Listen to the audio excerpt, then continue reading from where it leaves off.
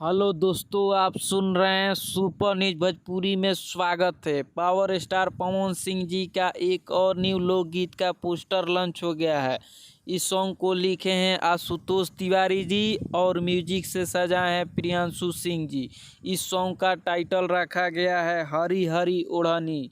हरी हरी ओढ़नी, क्या unique title है। इस सॉन्ग को गाए हैं पावर स्टार पवन सिंह जी और इनके साथ डिबेट किए हैं अनुपमा यादव जी। इस सॉन्ग को वीडियो डायरेक्टर किए हैं पवन पाल जी।